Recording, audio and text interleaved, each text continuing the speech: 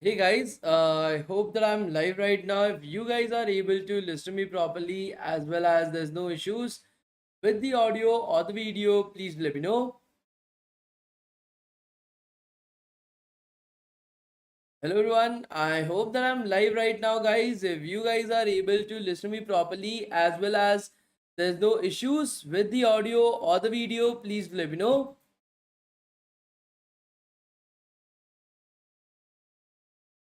All is good, no issues with my audio or the video guys, right? Good evening everyone, good evening, good evening. How are you guys?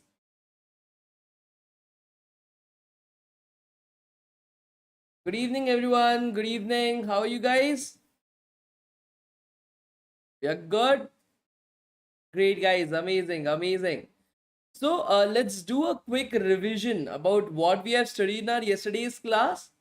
Just a quick revision, guys, and then we'll continue with learning new stuff in today's class as well. Right, guys? Do let me know, guys, what have we studied in our yesterday's class? Please let me know. Just a quick revision, guys. We studied about the basics of HTML, CSS, and JavaScript, right? We started out with a summary of HTML. Good. HTML tag, we learned about it as well. Good, guys. Anything else that we have studied yesterday? We learned about what is metadata. Good. Any other tags that we have studied yesterday, guys? Do let me know. Basic tags. What are the basic tags that we have studied about?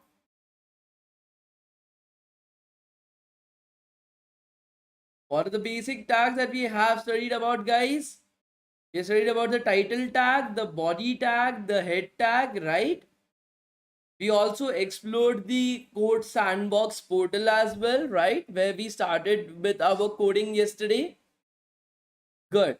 So in today's class, our aim is to finish off the basics of HTML so that you guys understand what are tags, what are different tags that are possible. Okay, just the basics of HTML. Our bootcamp is not focused upon HTML, but you require a little bit of knowledge of HTML to move further. That's the reason why today we'll try to understand the basics of HTML. We'll get it sorted today itself. After that, we'll start off with HTML, basics of HTML today. Okay, because we have our main aim is to learn animations in CSS, right? For that, we need to understand HTML basics. That is what we are going to cover up today. And we need to start off with CSS as well. Just basics. Okay, what is CSS? How to put up CSS? All these kind of stuff itself, and then we will continue from tomorrow onwards. That will be the aim of today's class, guys. Are you guys able to understand that? Please let me know. Are you guys able to understand that, guys? Please let me know.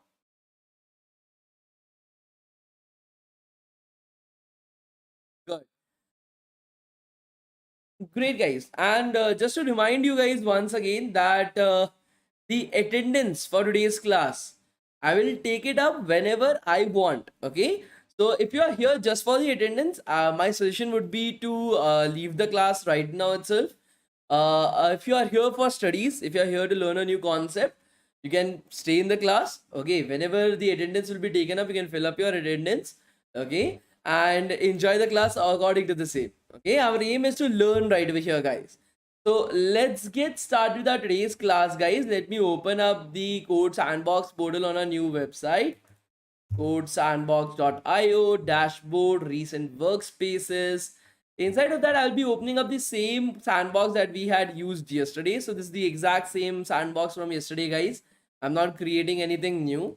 I will open up the live chat as well. So I will pop this chat out right over here. And I will open up the website on the right hand side. Okay, so somebody's asking, didn't receive any certificates. Please understand that, guys, that throughout 7 days, you have to fill up your attendance to get these certificates. Okay, you're not going to get these certificates on the basis of just your first day's attendance, right? So you will get the certificate at the end of the boot camp once you have completed the boot camp. We are not going to give you certificates on a daily basis, right? Uh, Good.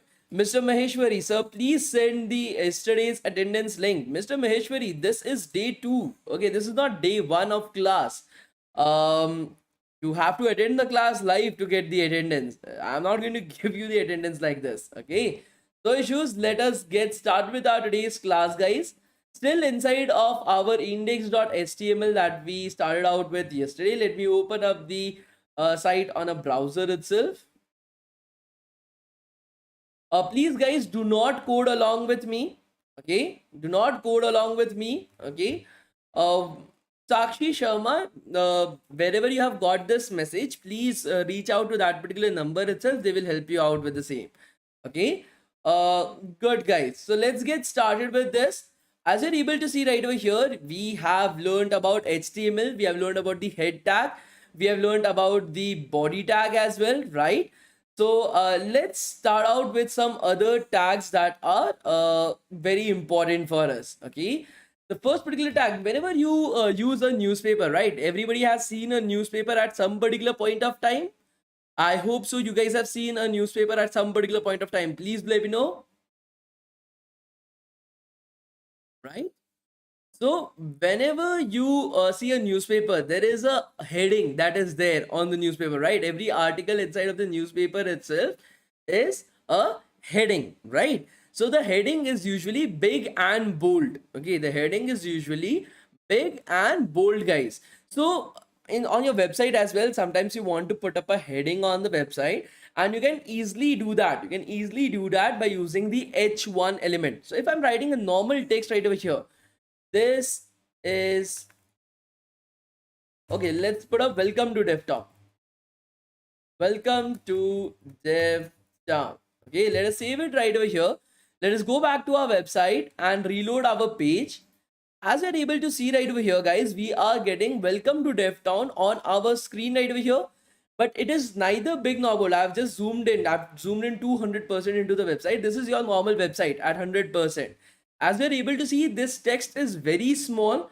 It is not big. It is not bold as well. Very small text that is there right over here.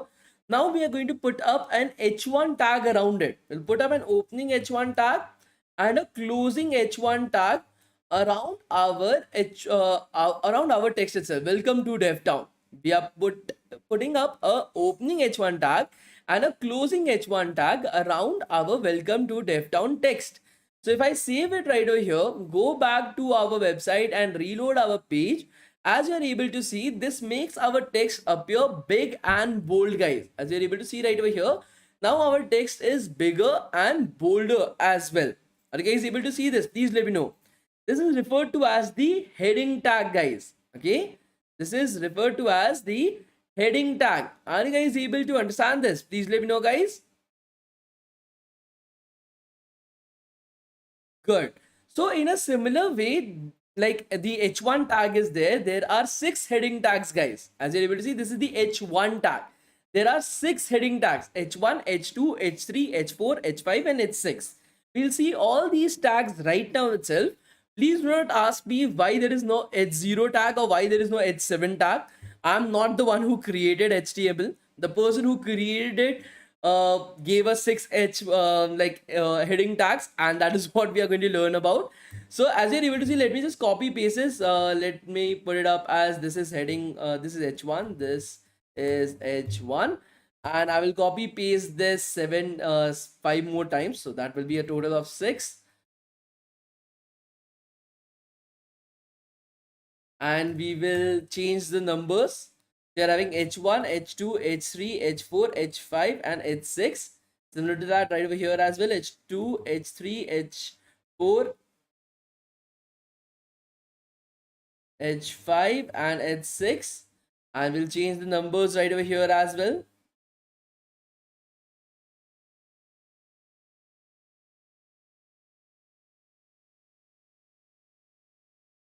So as okay, so many of the people are saying that we are not able to see the screen clearly. So for these guys, I'm having a very simple answer that I give in every single bootcamp of mine. I know many of you guys are living under a rock up till this particular point of time, and you guys haven't used YouTube in your entire life. This is the very first time when you're using YouTube. So when you're watching a video on YouTube, on the right hand side top corner, you'll be able to see a gear like icon. Okay, you can click on that gear like icon, select the quality and increase it to 720p or 1080p.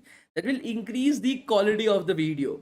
Even if after that as well you are not able to see the screen clearly, I think so it's a problem with some kind of grease or oil that is present on your screen of your own mobile phones or laptops. Take up a cotton cloth and just wipe it across your screen. I think so you should be able to see it clearly. Please do not wash your laptop or mobile phone with water. Please use a cotton or a microfiber cloth itself. Even after that, if you're not able to see the things clearly, I will suggest that maybe your spectacles or something has a lot of dust and grease on top of it. Take it out again, use the exact same process with your specs. You can use water to wipe it across as well, but please dry it before using it. After that, even if after that you are not able to see it, I will definitely suggest consult an like a doctor. Show your eyesight. If there is any problems, get it fixed as well. Thank you so much, guys. I hope that you guys are able to understand how to see the screen a little bit clearly. I think so. I should have a boot camp on how to see things clearly on YouTube as well. I think so. A lot of students might be interested in a boot camp like that. So let's continue with our class. Okay. So right over here, guys, as you're able to see, I've created six heading tags, guys. Okay. I've created six heading tags right over here. H1, H2, H3, H4, H5 and H6.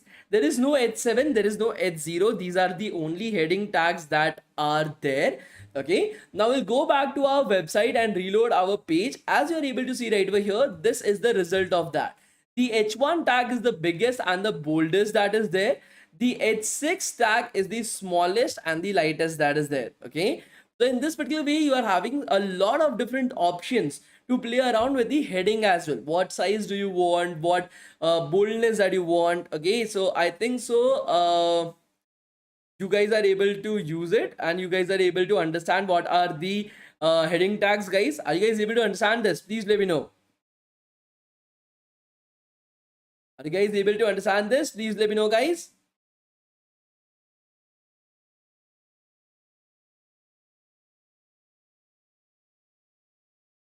Good. The next particular thing that we need to focus upon is, so this was the heading tags. Just like this, you are having something called as a paragraph tag as well, guys. The paragraph tag is used to basically convert a set of text into a paragraph. As the name suggests, the P tag or the paragraph tag. Just like in English, in novels and in articles that you see, you are having paragraphs that are there. So similar to that, if you want to create a paragraph on your own website, you use the paragraph tag. You can place some text inside of it. This is an amazing boot camp where we learned how to see things clearly on YouTube. That is what we have learned in this bootcamp, I guess. So as we are able to see, I've written a paragraph right over here. I will enclose it inside of the opening and the closing paragraph tag itself. Okay, now we can go off to our website, reload our page, and as you're able to see, that text gets converted into a paragraph itself. Okay, that text gets converted into a paragraph itself. Okay, are you guys able to understand this? Please let me know. Are you guys able to understand this? Please let me know, guys.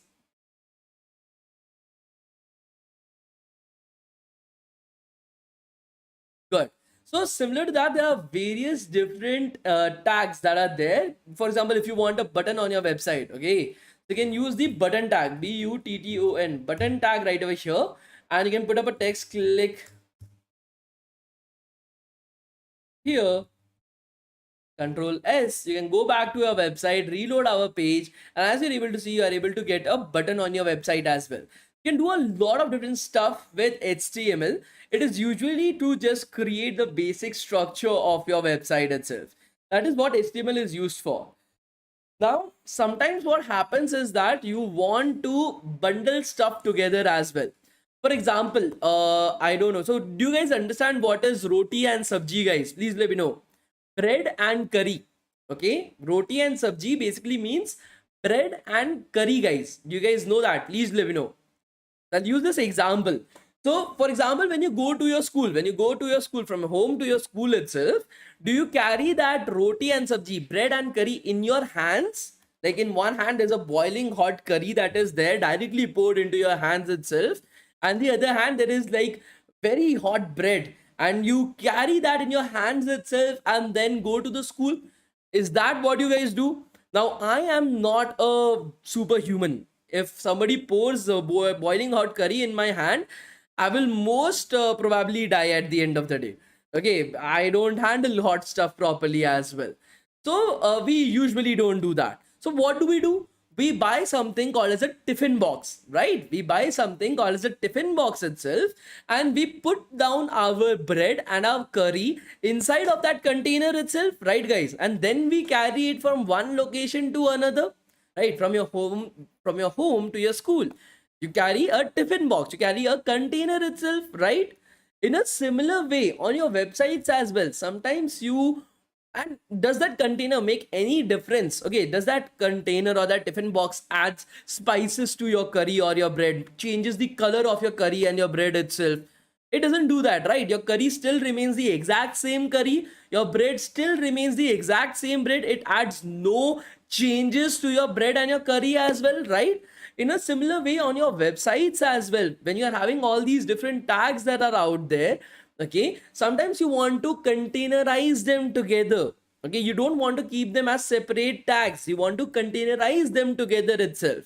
And for that particular reason, and that container should make no difference to the tags themselves. Okay, the container should make no difference to how does those tags appear on your website. For that, you are having another tag in HTML called as the div tag. Okay, div tag, or the division tag, right? And that tag acts like a container. That is the role of it. It acts like a container. It is a tiffin box for multiple tags that can be put inside of it. You can add hundreds and thousands of tags inside of a div container. It will make no difference. Let us check it out. So let me remove this button. Control S. As you are able to see right over here, guys, it makes no difference whatsoever, right, guys?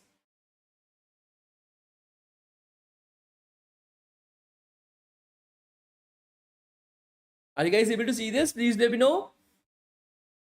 There is, like, this is the current website, guys. Now I will be containerizing the h1 and the paragraph tag together using the div tags. I will write an opening div tag right over here.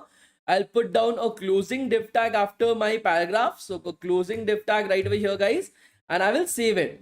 As you're able to see, now my h1 tag and my paragraph tag is containerized inside of my div tag. Are you guys able to see this? Please let me know.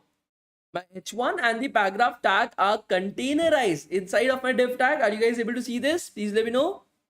So in that particular scenario itself, if I go back to my website and reload my page, as you're able to see, there is no apparent visual difference with or without the container.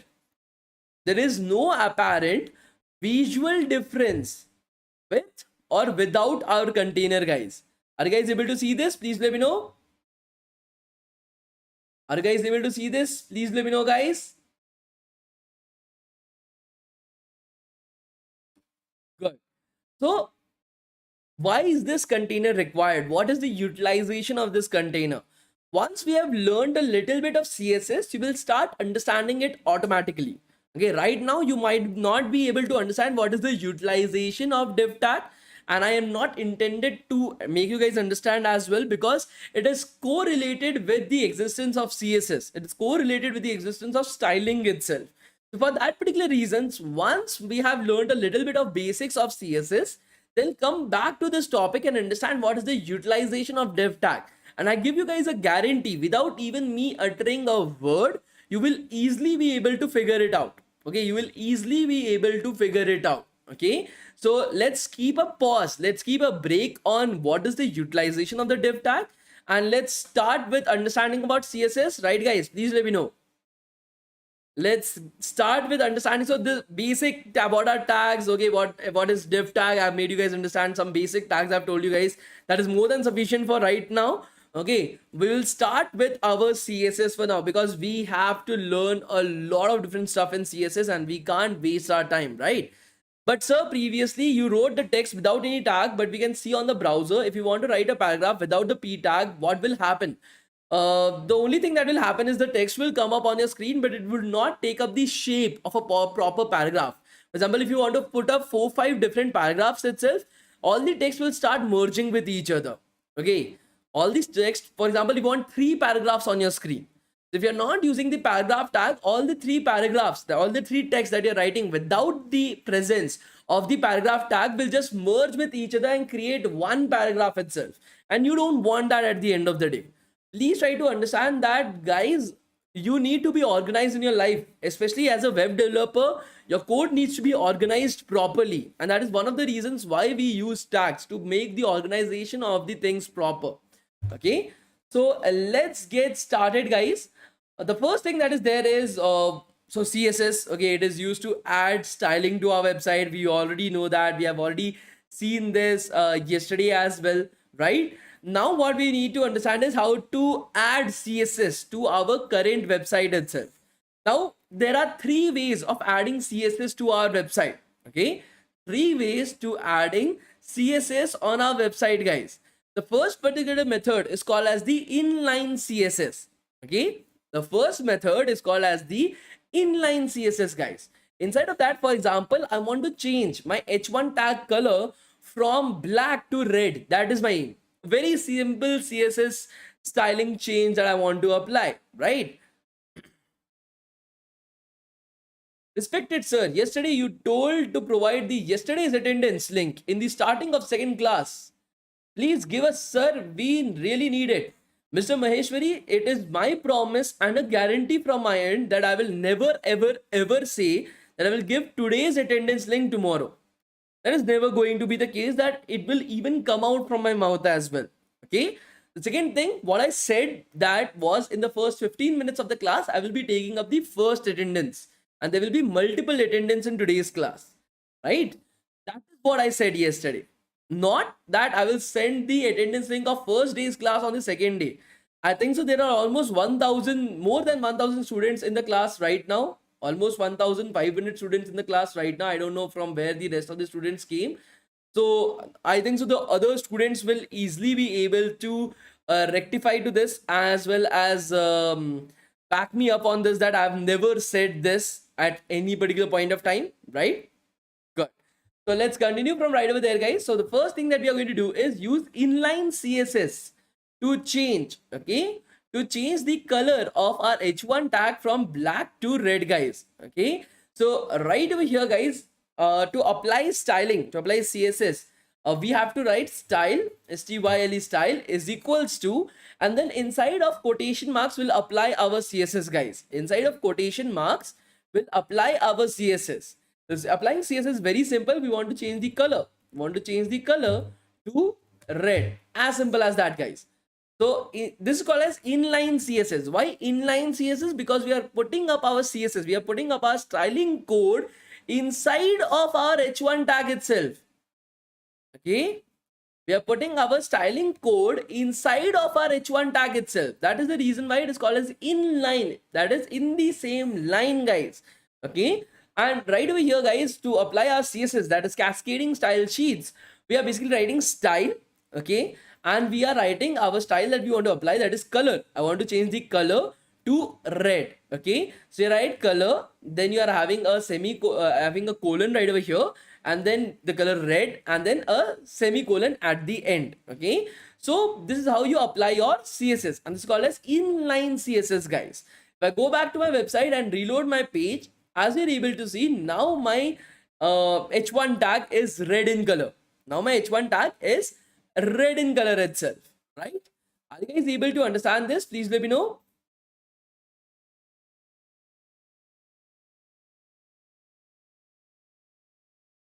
Is the quotation mark compulsory? Of course. See, try to understand it, guys.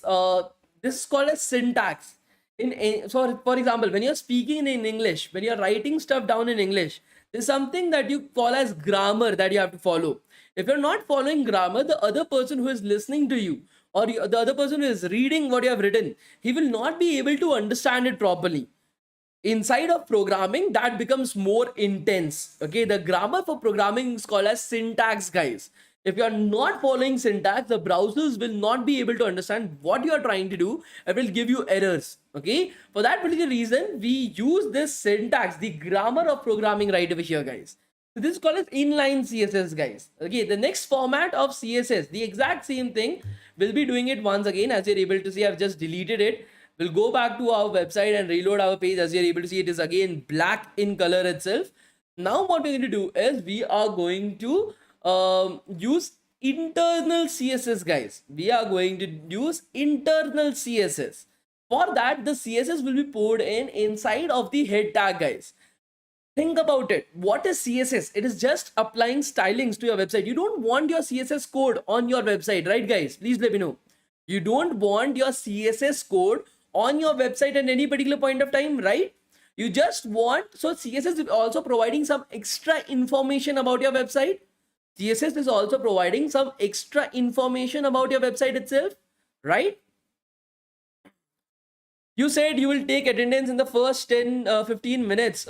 By Shu, if you are here to study, study. If you're not here to study, please leave the class. Please don't disturb the class. If you are not comfortable with being able to concentrate into what is being taught, please do leave the class. Thank you so much. So in a similar way, so that is also called as metadata, guys. Okay, CSS is also a format of metadata. Why is that the case, guys? Because again, it is just providing some extra information to our website. How does our website should look like? That is what it is providing. So it is also a kind of metadata. Right over here, we'll put our CSS code inside of our head tag, guys. We'll put up our CSS code inside of our head tag. So we'll put up a style tag, put up an opening and a closing style tag itself, and we'll put up all our CSS code. Okay, we'll put up all our CSS code inside, okay, of the style tag. Okay, inside of the style tag itself. So right over here, we'll select the h1 tag. So which tag do you want to apply the stylings to? We want to apply the stylings to the h1 tag itself, right? So we'll select the h1 tag right over here. We'll put up a parenthesis and we'll apply our changes right over here, guys. Okay, to apply the changes, it is color. And that color should be red in color, guys. The color should be red in color. As you're able to see, I have selected the h1 tag, okay, and I have applied the color change. That is, color should be red in color. Are you guys able to understand it? Please let me know. Are you guys able to understand it? Please let me know, guys.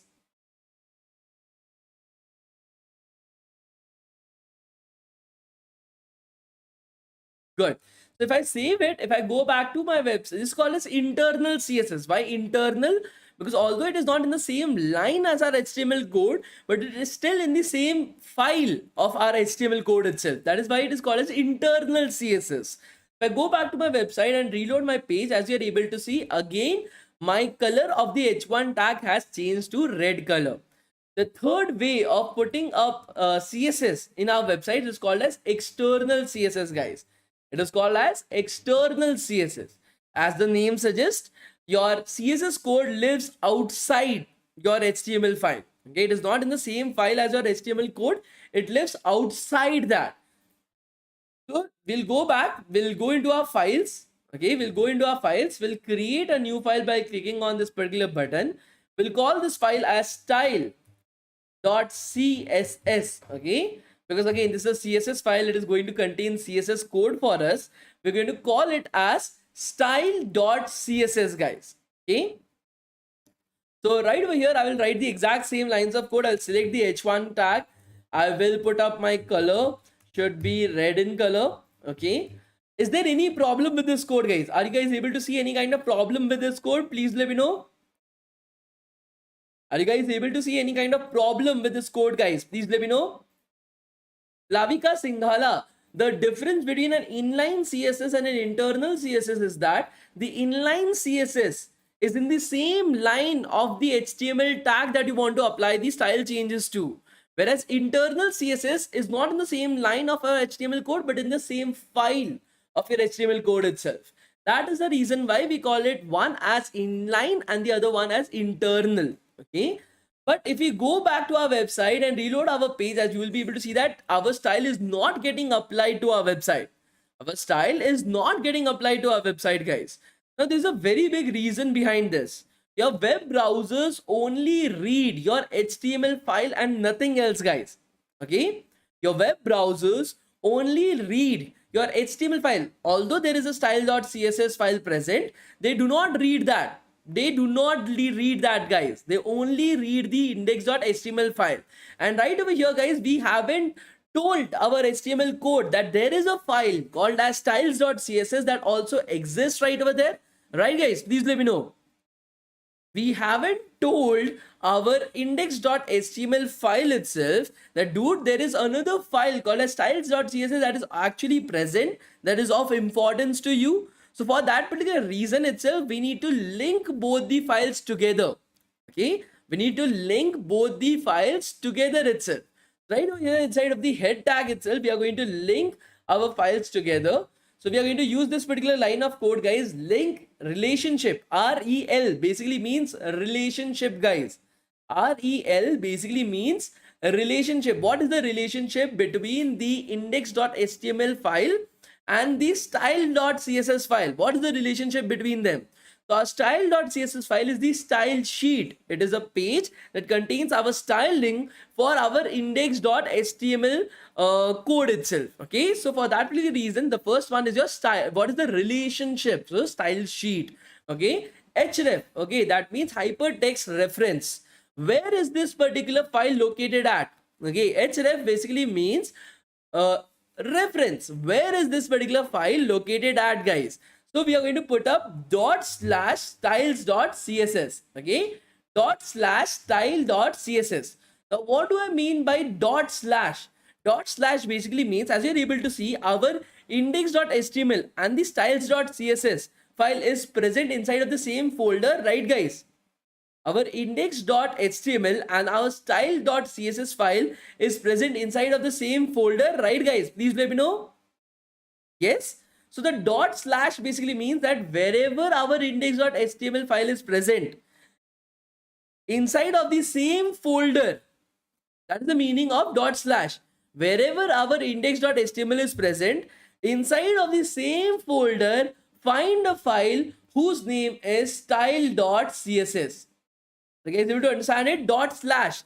Wherever index.html is present, inside of the same folder, find a file that is called as style.css. Okay, and that is how we have linked both the files together. If we go back to our website and reload our page, as you're able to see, again our h1 tag is red in color. Okay, again our h1 tag is red in color, guys. Now, please try to understand this, guys, for all these different stuff. Okay, you never ever should use inline or internal CSS. Okay, I've told you guys how can you add CSS to your website. These are the three different ways: inline, internal, and external CSS. The reason for why I have taught you guys that is because in your interviews this question is asked.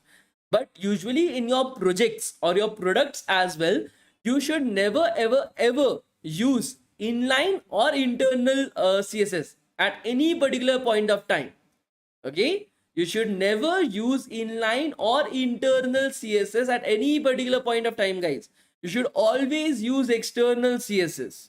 Why is that the case? Why should we always use external CSS?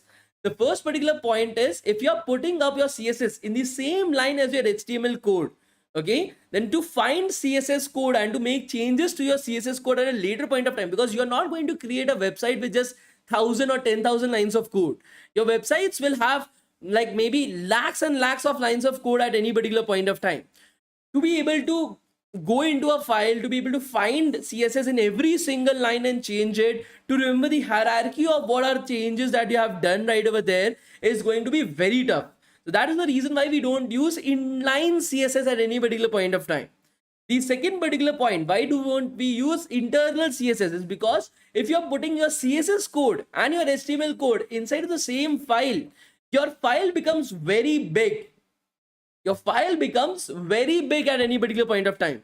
And again, you should never ever ever have a file that is very big. That is the reason why the external CSS exists, to make sure that your code is well organized, guys. Okay, your code is well organized.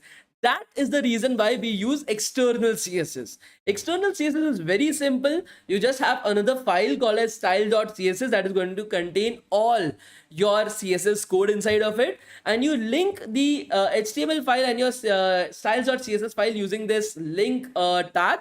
The relationship between both the files is a style sheet.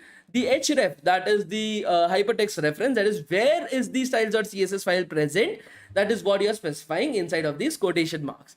It's as simple as that, guys. As simple as that. Are you guys able to understand this? Please let me know, guys.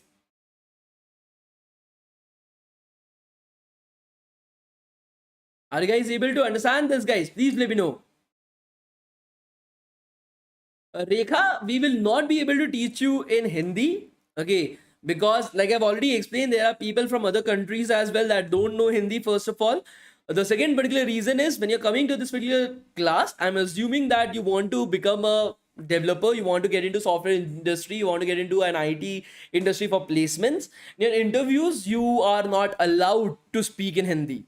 So if you are having poor English, then I will suggest be in this boot camp, try to improve your English at the same particular point of time as well. Okay, good.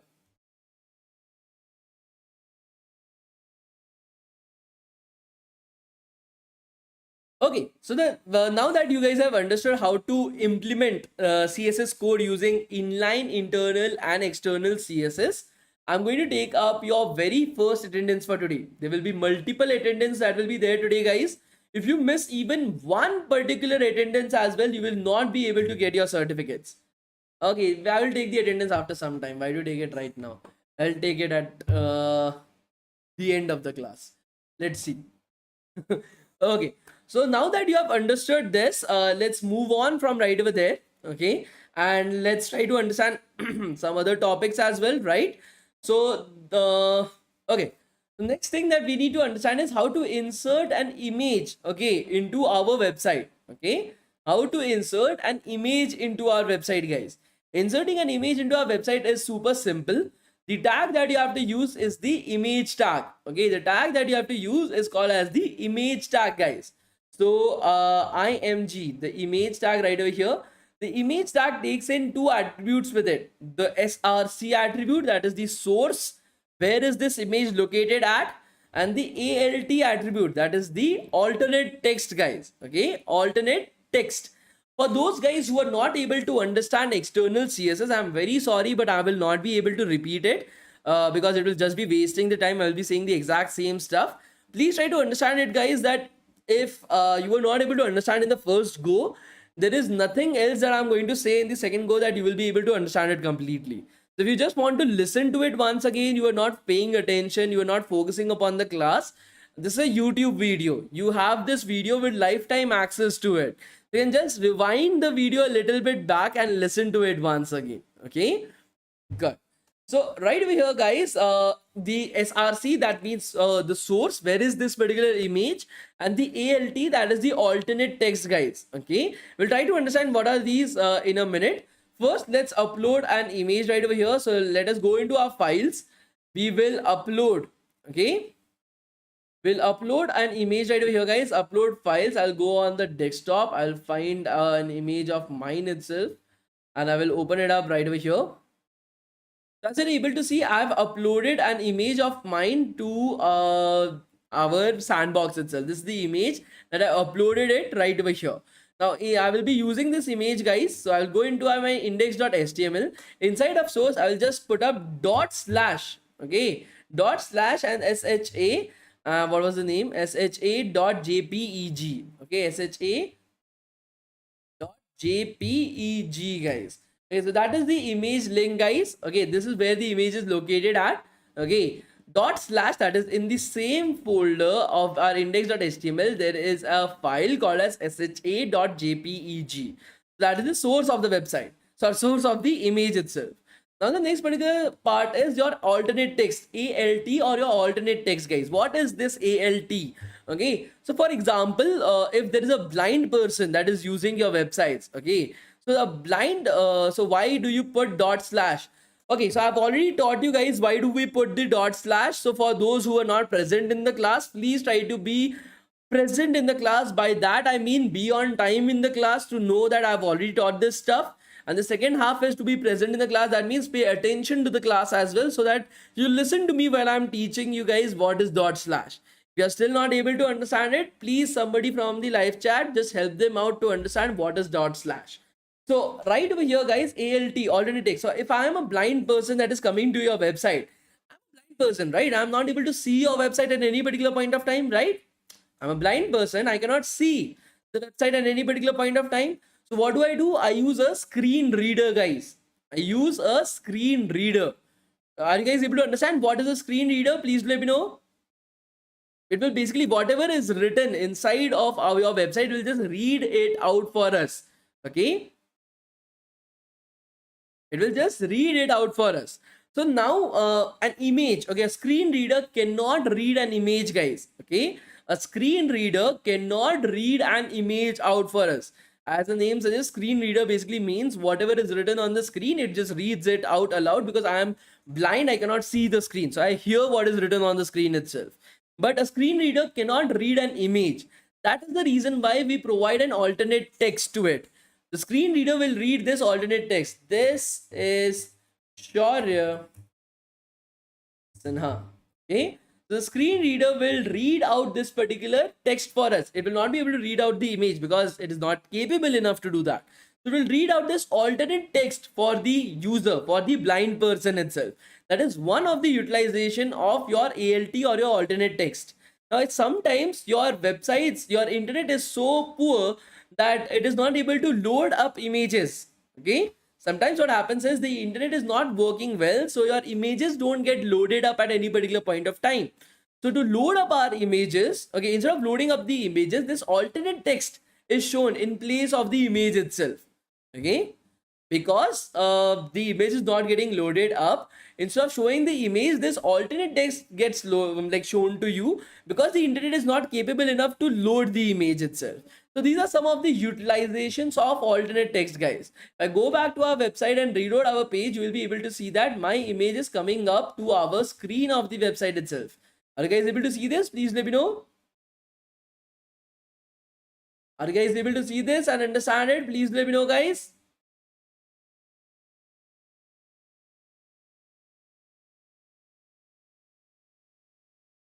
Good. Now this image is way too big for our website, right? This image is way too big for our website to be used. We want the image to look a little bit smaller. Okay, so for that particular reason itself, we are going to use CSS to change the height and the width of our website, guys. Okay, so every device that you use at any particular point of time in your life, any device, TV, watch, phone or laptop or tablet, anything that is called as a device itself that has a screen to it, all your screens are basically made of something called as pixels. Okay, so what is this pixels? Okay, we don't know, we have never seen these pixels. But at any particular point of time, if you have ever sat very close to the screen of your computer itself, you might have seen these boxes on your computer, right?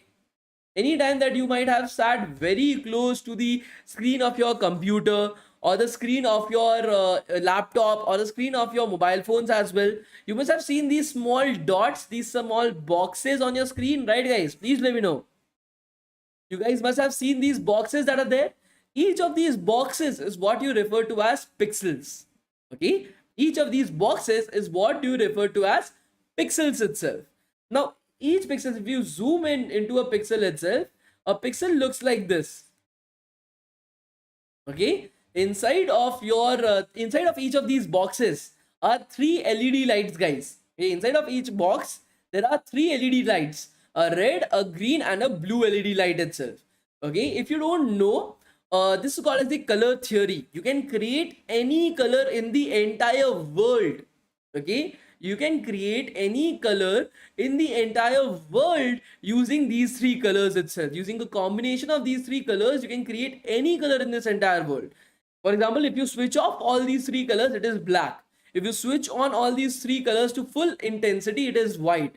Again, you manipulate the different intensities of these three LEDs and create any color that you want. And that is the reason why for all your displays, the smallest unit is your pixel, and a pixel is, and you're able to see any color on your screen itself. That is how the pixels basically work.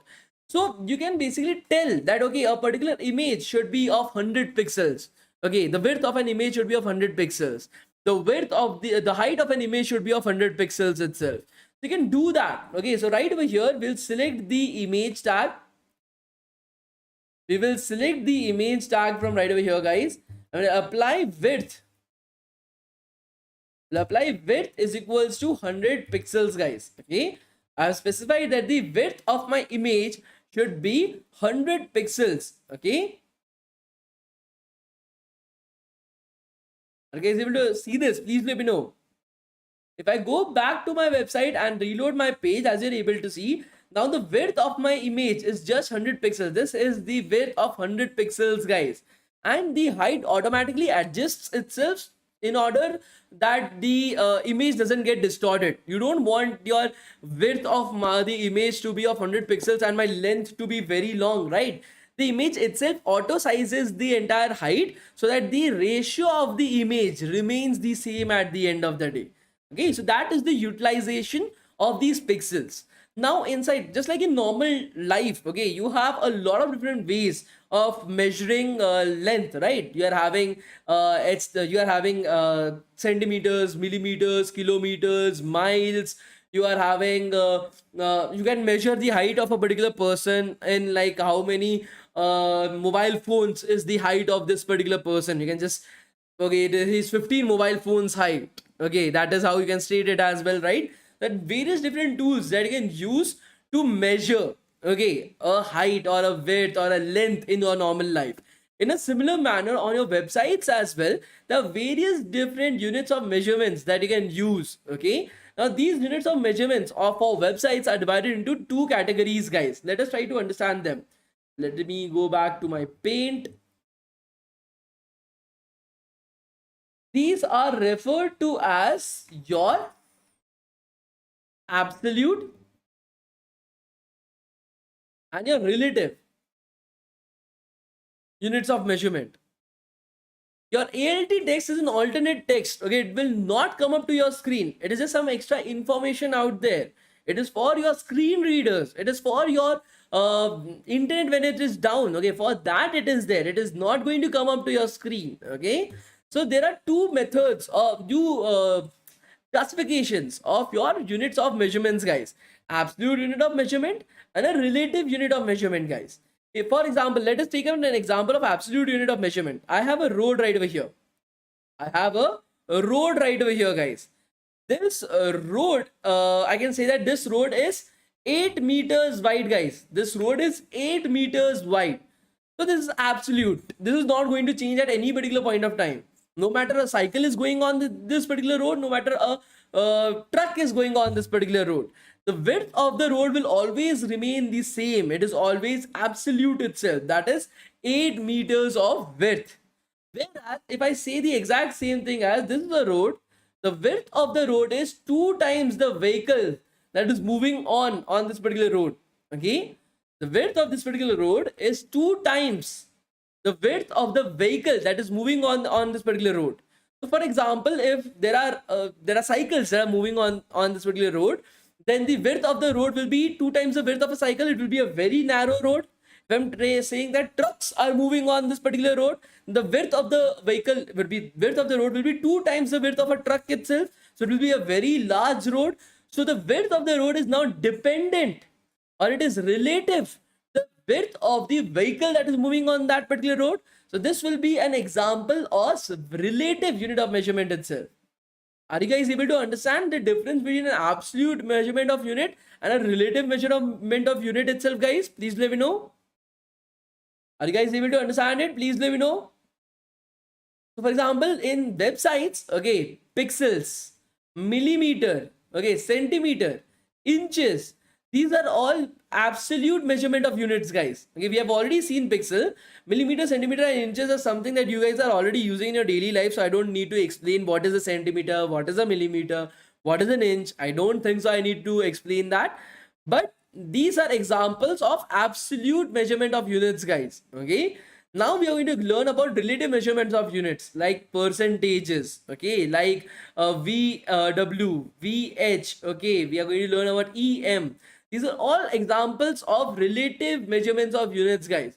We'll start off with percentages. Okay, today we'll focus upon learning about percentages, guys, right now. So if I'm saying that the width of, let us create some div tags right over here, guys. So before starting percentage, please we need to understand another concept of ours that is called as a DOM tree. Okay, we need to understand about the concept of DOM tree, guys. Okay, that is relationships between tags.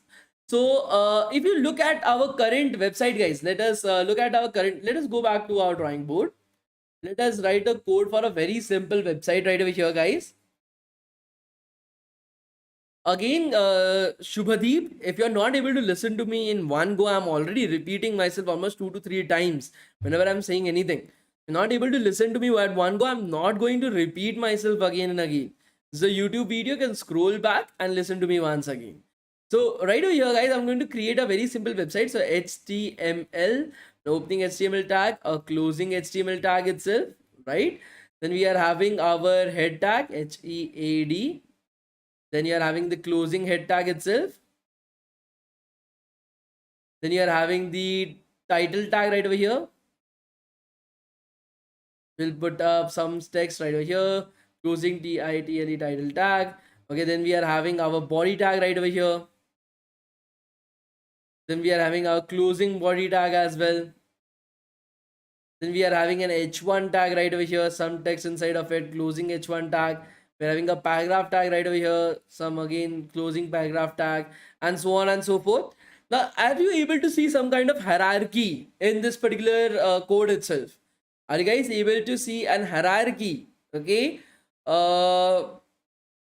with this particular code. For example, the HTML code is at the outermost end. Okay, then you're having the head tag and the body tag together. Then you're having the title tag and the h1 and the paragraph tag together right over here. So there's some kind of hierarchy inside of the code itself, right, guys? Please let me know. Are you guys able to see this? Please let me know, guys. Good. So this entire hierarchy can be represented in a tree-like format as well. For example, right over here, guys, you're having HTML at the outermost end. Inside of HTML, you are having your head and your body tag. So HEAD head tag and your BODY body tag right over here. Then inside of your head tag, you are having the title tag. Please try to understand that HTML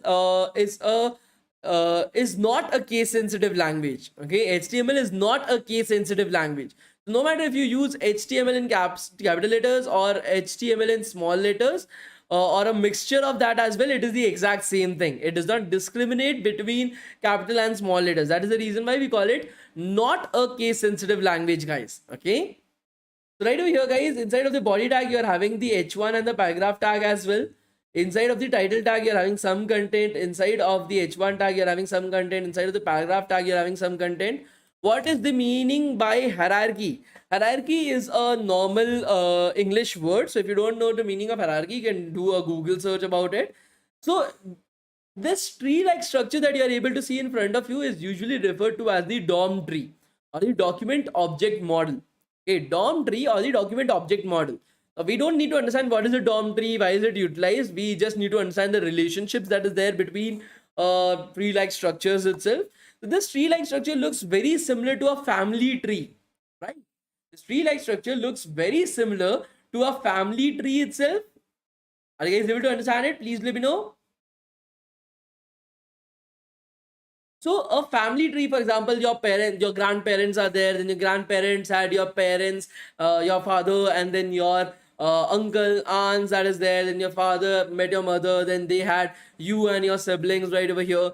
and that way you are able to create a family tree out there, right? In a similar way, right over here as well, we have created a family tree. Now inside of a HTML tree, now inside of a family tree, there are various different kinds of relationships that are there, right? There are parents, grandparents, there are siblings, there are children, there are cousins. There are so many different relationships that are there inside of the family tree. Inside of the HTML tree, there are only three relationships, guys. Only three relationships: parents, children, and your siblings. That's it, guys. Okay, parents, children, and your siblings. That's it. These are the three relationships that are there inside of our HTML tree as well, guys. So let us try to understand it right over here, guys. Now, what do I mean by a parent, guys? What do I mean by parent? So parent basically means that, for example, HTML is the parent of your head and the body tag. That is, it contains the head and the body tag inside of it. Are you guys able to understand this? Please let me know. The HTML tag contains the head and the body tag, guys. It is the parent of the head and the body tag. Similar to that, the head tag is the parent of the title tag, guys. The body tag is the parent of the h1 tag and the paragraph tag. Okay, so that is one of the relationships, parents. Okay, the next particular relationship is children, guys. As the name suggests, it is the exact opposite, right? So for example, head and body tag are the children of HTML tag. Head and body tag are the children of the HTML tag, guys. Title tag is the child of your head tag. Title tag is the child of the head tag itself. Your h1 and the paragraph tag are the children of the body tag. Your h1 and the paragraph tag are the children of the body tag itself. That is all. So parents and children, very simple concepts to understand. Now what about siblings? Siblings basically mean that those tags that have an immediate common parent, those are called as siblings. Okay, those tags that have an immediate common parent are called as siblings. For example, your head tag has the immediate parent as your HTML tag. Head tag has the immediate parent of your HTML tag, right? Your body tag has the immediate parent of your HTML tag.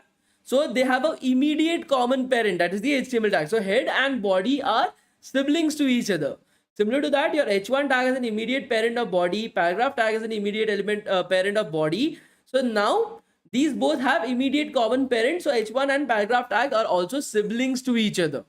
What about title and your h1 tag, guys? What about title and your h1 tag? So title tag has the immediate parent as head. H1 tag is an immediate parent of body. So they don't have an immediate common parent. So these are not siblings. These are not siblings, guys. Okay. So please remember, there is no concept of cousins inside of our HTML tree, right? The only concept that exists is your parents, children, and siblings, guys. Okay, there's no concept of cousins inside of our HTML tree, guys. Please do remember that. So let us go back. Let us go back and let us try to understand this. Okay, let us try to understand this from the perspective of CSS. Okay, how can we utilize it? So let's do one thing. Let us put up our div tags. Let us put up an empty div tag right over here, and we will provide it. Okay, we'll provide it with the height and the width. We'll take up the div tag. We'll select the div tag. We'll provide it with the width, width width of 100 pixels. We'll provide it with the height of 100 pixels. We'll provide it with a color, background color of blue. Okay, so I've provided it with a height and width of 100 pixels, guys. I've provided it with a background color that is blue in color, guys. Okay, background color that is blue in color. Are you guys able to see this? Please let me know.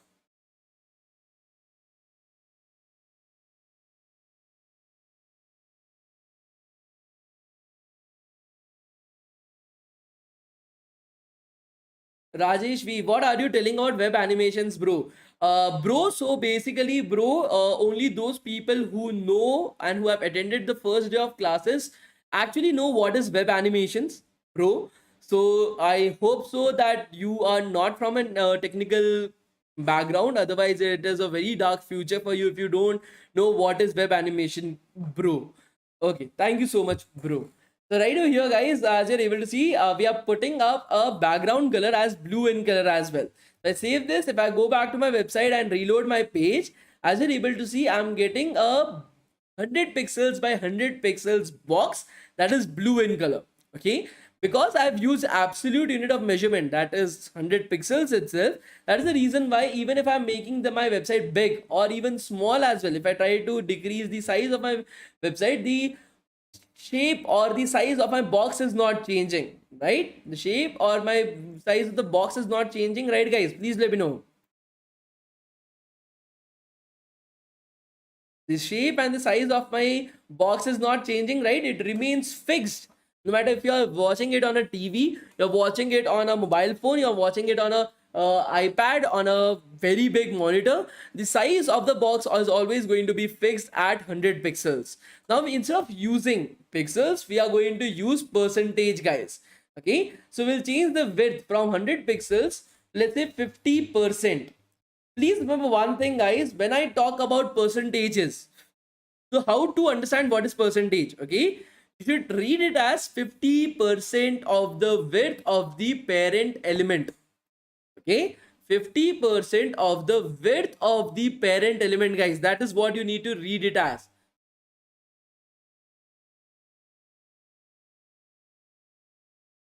Are you guys able to understand this? Please let me know.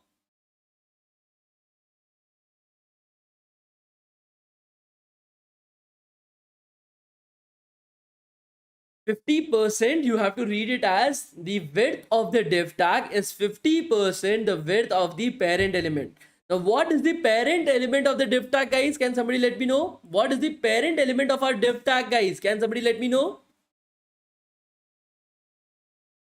What is the parent element of our div tag, guys? Can somebody let me know?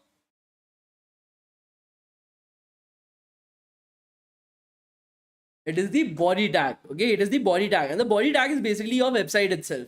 So now that I've specified right over here inside of our code itself that the width of the div tag is 50%, the width of the parent element. So I'm going back to my website and reloading my page. As you're able to see, our div tag is now occupying 50% the width of the body tag itself.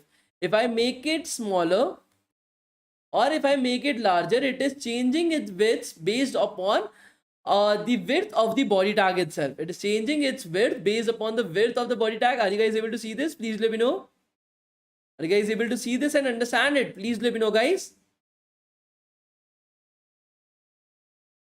Right? It is very easy to understand. Nothing too complicated about it. Right, guys? Please let me know. I hope so. There is nothing too complicated about it. Very simple. You are able to increase or decrease. So depending upon whatever screen that you are having, whatever size of the website that you are having, the box will always occupy just 50% of the width of your website. Nothing less, nothing more, guys. That is why it is called as a relative unit of measurement, because our width of the box is now relative to its parent element. To its parent element, guys. That is the body tag. Are you guys able to understand this? Please let me know, guys.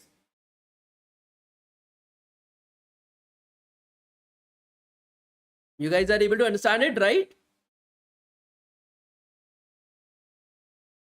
So always remember, whenever percentage is written, you have to read it as 50%. The width of the div tag is 50%. The width of the parent element. Please remember this. It is not always the body tag. Okay, always remember this. It is not always the body tag.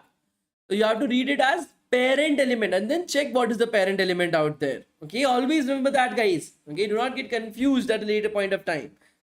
Good. What is the difference between percentages and pixels, sir? What I showed you guys right over here. Pixels do not change. It remains the same. Percentage is relative. It is relative to the size of our website itself. Okay.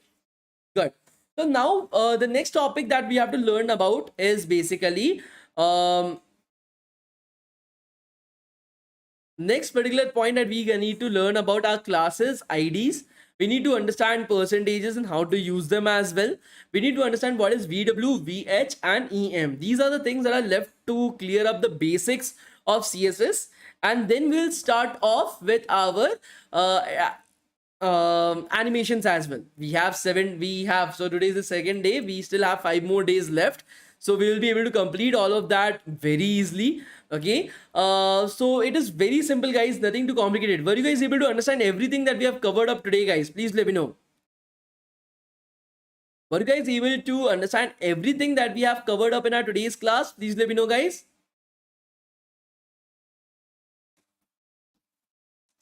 Was it easy? Nothing too complicated, right? Was it too complicated for you? I'm trying to make sure that I'm able to start off from the basics. If I wanted, I would have just started out with animations directly. But I don't want that. I want everybody to understand animations when I reach there. Otherwise, it was no use, right? So I want to make sure that your basics is clear. If you already knew that, you are able to revise upon it and then start off with animations, so that when you're starting out with animations, you are able to learn it. Okay, that is the main point right over here, right? So I hope that you guys are able to understand this. There's a lot in animation that we are going to do. First, we'll start off by moving things here and there on the website, then flipping up images and all those kind of stuff we will be doing. So you guys will be having a lot of fun doing that, guys. Do not worry about it. We'll try to create some hearts and some other shapes as well using CSS. Let's see how that goes on. Okay, do not worry about it. You guys will be having an awesome time right over there. Okay. Also, I wanted you guys to know about particular stuff, guys. Give me a second. So just like the current bootcamp that you are in, okay, we are having another bootcamp that is there after this on 17th of April, guys. Okay, we are having another bootcamp that is there on 17th of April.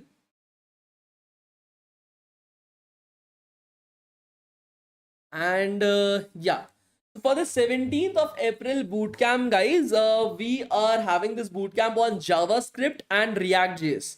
So in this particular bootcamp, you guys learned a little bit about HTML. We didn't dive a lot into it, but that is more than sufficient for you guys.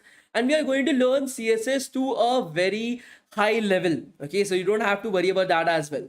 But you cannot stop there. Okay, you need to learn a little bit more than that. The next particular level is to understand web frameworks. Okay, how to create websites using frameworks itself. Now, what do I mean by framework?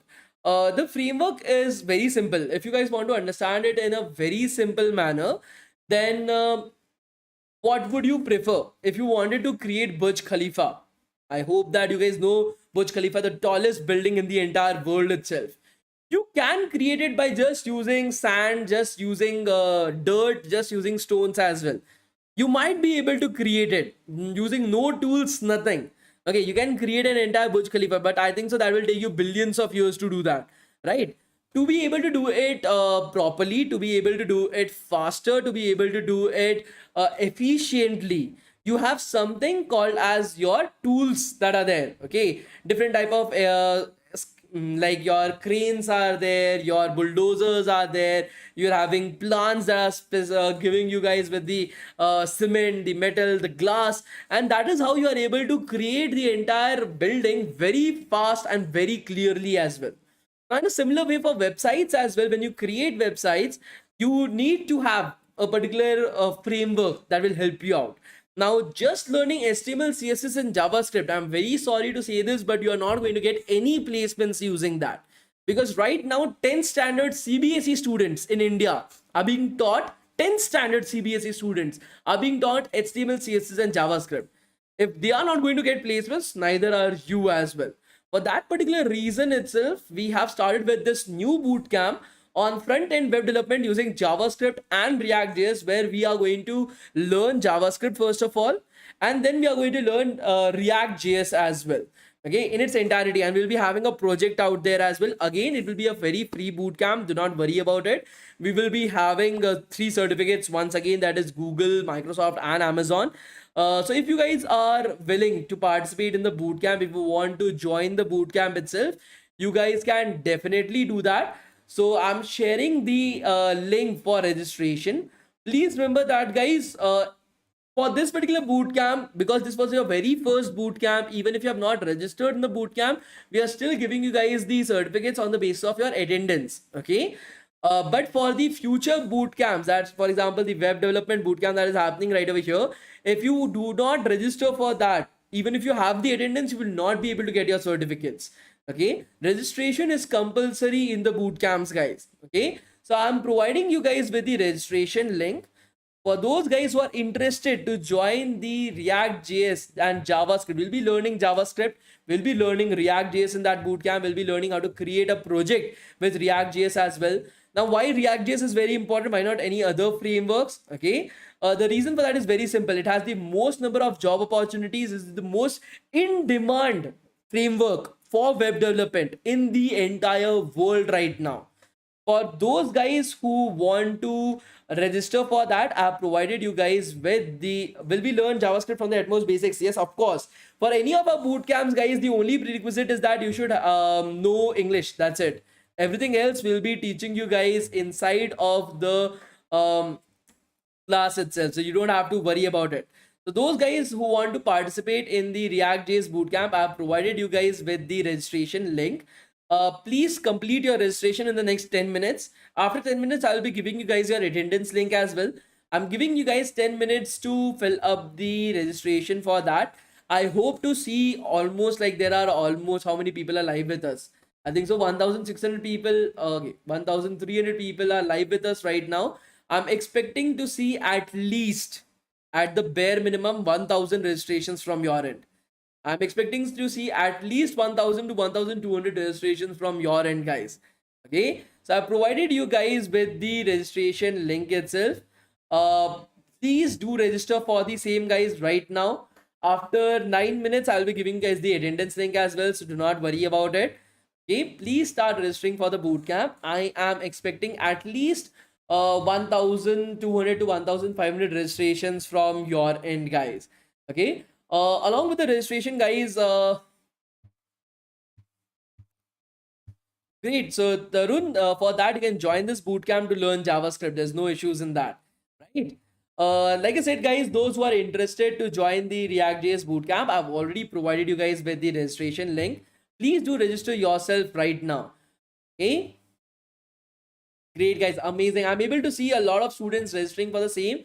I'm expecting at least 1,200 to 1,500 registrations before sharing the attendance. Let us see what happens. So what's the difference between front end and back end web development? It is the exact same difference between a restaurant as well. In a front end of a restaurant, that is the place where you go and sit in a restaurant and eat your food. The back end of the restaurant is basically its kitchen, where the chef prepares the food, where everything is stored related to the kitchen, related to the restaurant itself.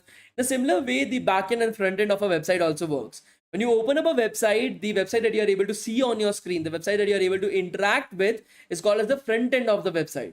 Whereas all the data, all the movies on Netflix, all the passwords, all the movie recommendations that are coming in, that is coming in from the back end of the website itself. That's the basic difference. We will be learning about what is the differentiation between front end, back end, DevOps, cloud inside of the bootcamp as well, so you don't have to worry about it. So for those guys who are willing to join the registration itself, okay, for those guys who have not registered for this current bootcamp, there's no issues in that. Fill out your attendance. We'll give you the certificates on the basis of your attendance itself. But for those guys who want to participate in the future bootcamp, you will have to register yourself for every single bootcamp itself, guys. You'll have to register for every single bootcamp.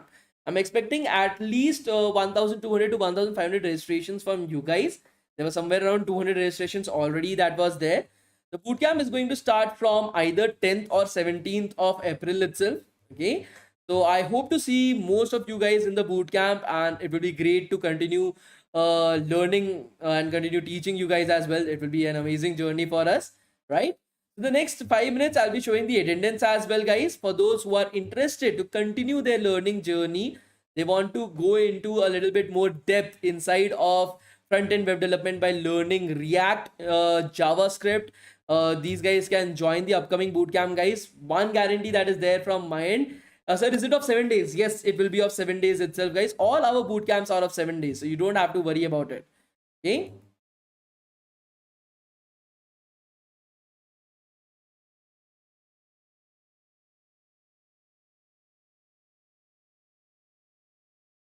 Would you take a cloud computing bootcamp in the future? Absolutely. We'll be having cloud computing bootcamps. We'll be having DevOps bootcamp. We are soon going to start with our data science bootcamps, machine learning, artificial intelligence, Python bootcamps as well. We are going to start off with our cybersecurity boot camps, electric vehicle design boot camps as well. So a lot of different boot camps we are going to start off with, guys. As you're able to see, guys, almost 1,200 people have already registered, as you're able to see. So it is working absolutely fine. So for those guys who are interested to join the bootcamp itself, you guys can use this link and fill out this particular link to participate in the next bootcamp as well. That is our JavaScript and React JS bootcamp. So do register for that, guys. I will be very enthusiastic and very keen on seeing you guys in these bootcamps. Okay, so please complete the registration for the upcoming bootcamp, guys, and then we will share the attendance link with you guys as well. Okay.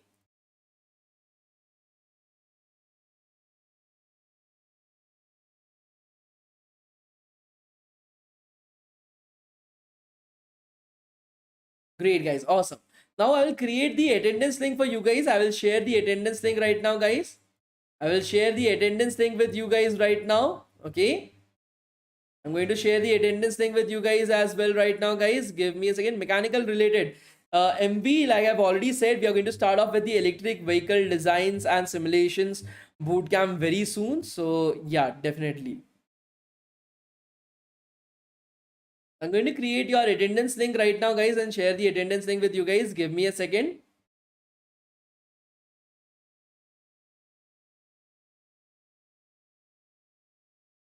The attendance link will be open for just 5 minutes, guys. Okay, the attendance link will be open for just 5 minutes, not more than that. So you will have 5 minutes to fill out your attendance, guys. You will have 5 minutes to fill out your attendance, guys. You guys already know if the attendance link is not working for you, you just have to reload the attendance link, guys. You have to just reload the attendance link. That's it. It's as simple as that, guys. I'm going to share the attendance link with you guys right now. Right now, I've shared the attendance link in the live chat, guys. Please start filling up the attendance link, guys. I shared the attendance link with you guys in the live chat. Please start filling up the attendance link. At exactly 8:52, the attendance link will be closed. At exactly 8:52, the attendance link will be closed. Please start filling up the attendance link, guys. Set an alarm for 8:52. At exactly 8:52, guys, the attendance link will be closed. Please start filling up the attendance link right now. Exactly 8:52, the attendance link will be closed. Start filling up the attendance link right now itself, guys. Great. So somebody filled up the attendance link. That means it is working absolutely fine. You have 5 minutes to fill up the attendance link. I've provided the attendance link in the live chat. Please start filling it up right now. We'll meet tomorrow at 7:30 and we'll continue with completing the basics of CSS and starting out with animations in CSS as well. That will be the aim of tomorrow's class. Please be on time, guys, and we'll move according to the same. Thank you so much, guys. Thank you, guys. Bye, guys. Bye.